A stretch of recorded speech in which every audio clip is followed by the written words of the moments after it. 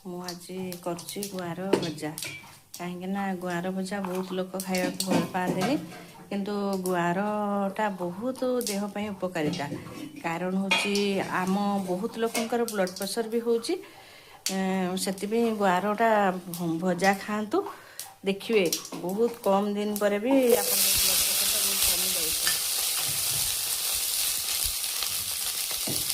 ଏଠି ମୁଁ ଗୁଆଁର ଭାଜୁଛି, ଆଉ ଏଠି ଗୁଆଁର ଭଜାରେ କିଛି ପଡ଼ିବା ଦରକାର ନାହିଁ। କାରଣ ହେଉଛି ଏଠି ଲୁଣ ପଡ଼ିବ, ଲୁଣ ତ ସବୁ ପରିବାରରେ ପଡ଼େ, ଆଉ ମୋର ଲଙ୍କାଗୁଣ୍ଡ, ହଳଦୀ ଗୁଣ୍ଡ,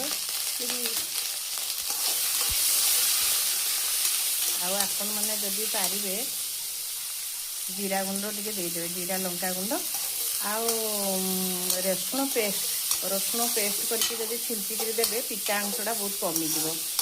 ସେଥିପାଇଁ ଆପଣମାନେ ଗୁଆଁର ପ୍ରଚୁର ଭଜା ଖାଆନ୍ତୁ ବା ତରକାରୀରେ ପକାଇକି ଖାଆନ୍ତୁ, ଦେଖିବେ ବ୍ଲଡ଼ ପ୍ରେସର ବହୁତ କମିଯାଉଛି। ମୁଁ ବି ନିଜେ ପରୀକ୍ଷା କରିଛି, ମୋର ବ୍ଲଡ଼ ପ୍ରେସର କମ୍ ଥିଲା ଅବଶ୍ୟ। ମୁଁ ଖାଇବାରୁ ମୋ ମୁଣ୍ଡ ଆଉ ବୁଲଉନି, ଆଉ ବ୍ଲଡ଼ ପ୍ରେସର ବି ବହୁତ କମିଯାଇଛି। ଆଉ ଆପଣମାନେ ବି ଏମିତି ଭାଜିକି ଖାଆନ୍ତୁ, ଦେଖିବେ ଗୁଆଁର ଭଜାଟା ଦେହ ପାଇଁ ବହୁତ ଉପକାରିତା ହେଉଛି। ଆଉ ଯଦି ଆପଣ ଖାଇକି କିଛି ସକ୍ସେସଫୁଲ୍ ହେବେ, କମେଣ୍ଟ ମାଧ୍ୟମରେ ମୋତେ ଜଣାଇବେ।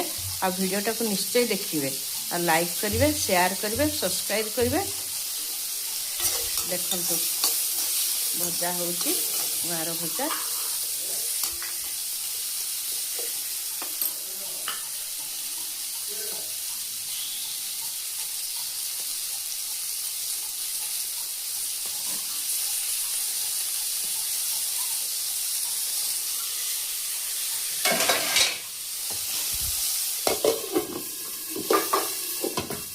ଏମିତି ଟିକେ ଘୋଡ଼େଇ ଦେବେ, କାହିଁକିନା ଭଜାଟା ଜଲ୍ଦି ହେଇଯିବ ବହୁତ କମ୍ ସମୟ ଭିତରେ।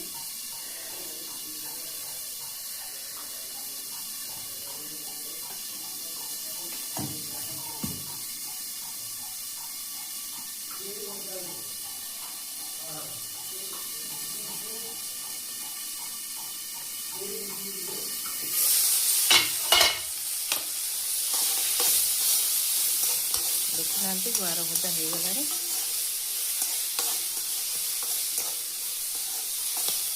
ନିଶ୍ଚୟ ଭୁଲିବେନି, ଗୁଆଁର ଭଜା ଖାଆନ୍ତୁ। ଆପଣମାନଙ୍କର ବହୁତ ବ୍ଲଡ଼ ପ୍ରେସର ବଢ଼ି ଚାଲିଛି। ଆମେ ଏମିତି ଯଦି ଗୁଆଁର ଭଜା ଖାଇକି କିଛି ନା କିଛି କମେଇଦେବା, ତାହେଲେ ଆମ ଦେହ ପାଇଁ ବହୁତ ଭଲ। ଆଉ ମୁଁ ନିଜେ ବି ଖାଉଛି, ଆପଣମାନେ